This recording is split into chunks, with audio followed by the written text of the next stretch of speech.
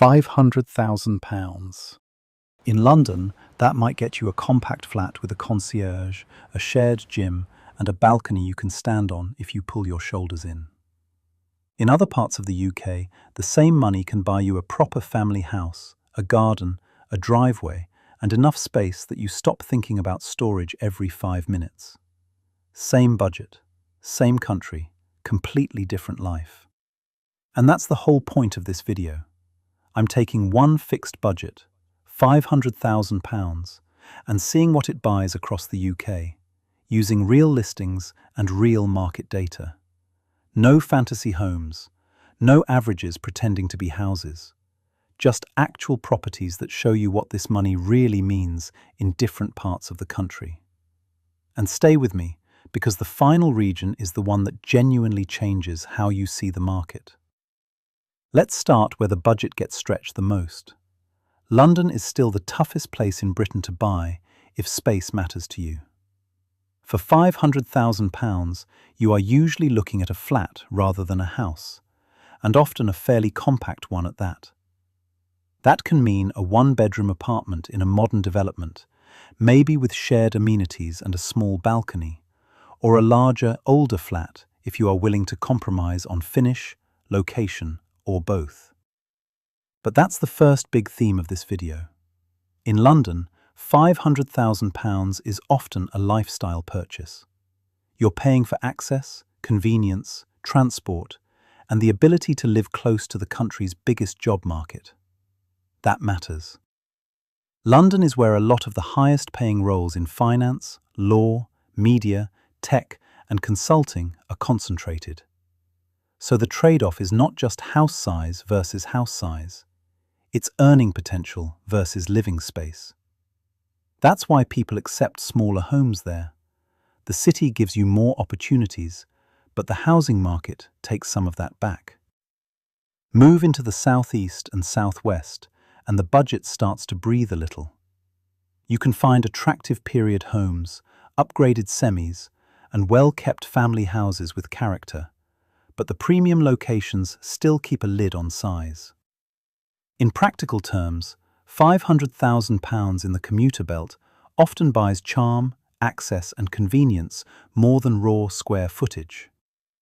That might mean a Victorian terrace in a decent town, a cottage with beams and a fireplace, or a detached home that looks more generous than it is once you step inside.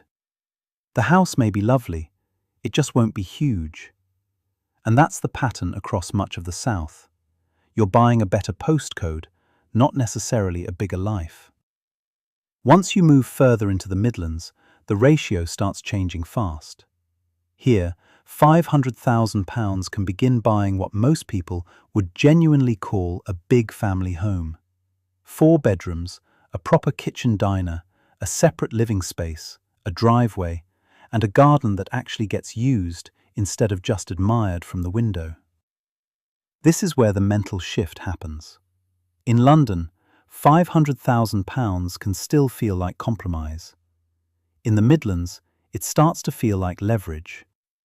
And that's why these regions are so important in a video like this.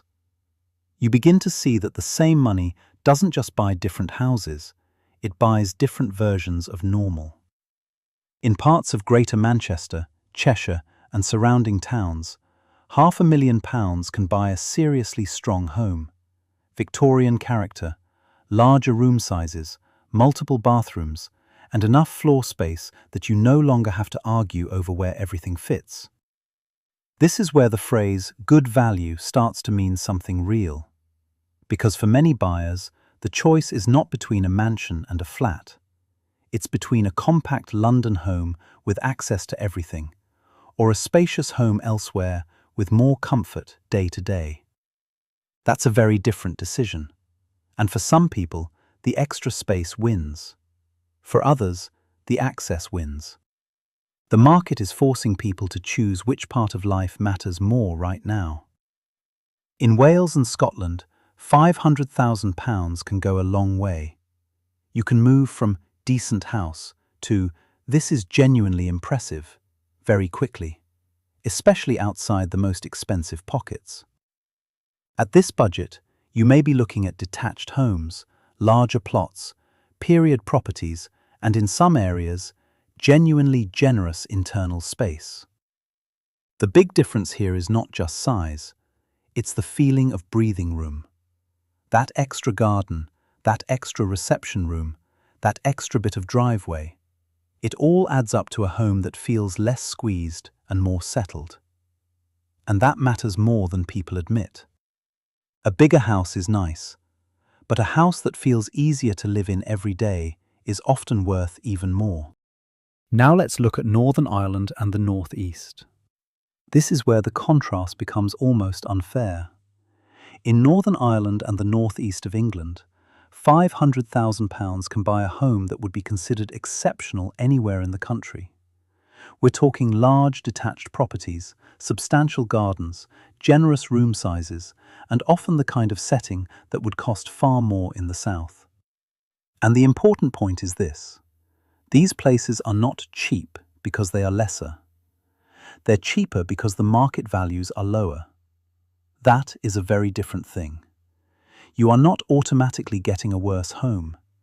You are often getting more house for the same money. That is why the regional divide in the UK is so powerful. It is not just a price difference. It is a difference in what the same money is allowed to become. This video is not really about houses. It's about what money turns into depending on where you stand on the map.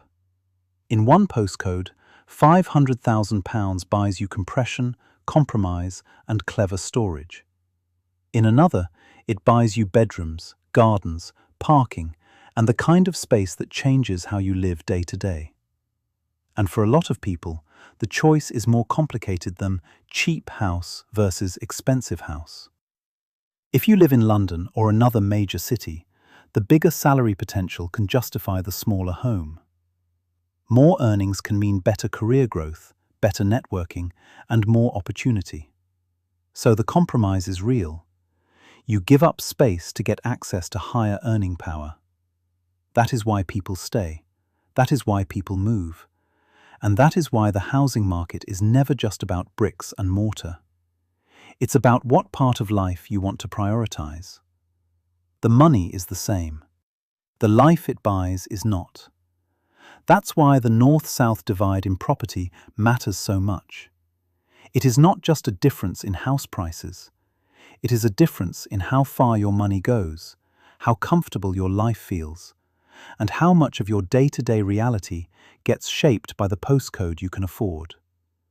And once you see that clearly, you can't really unsee it. If you want more comparable personal finance videos, be sure to subscribe as we go through comparisons like this every week.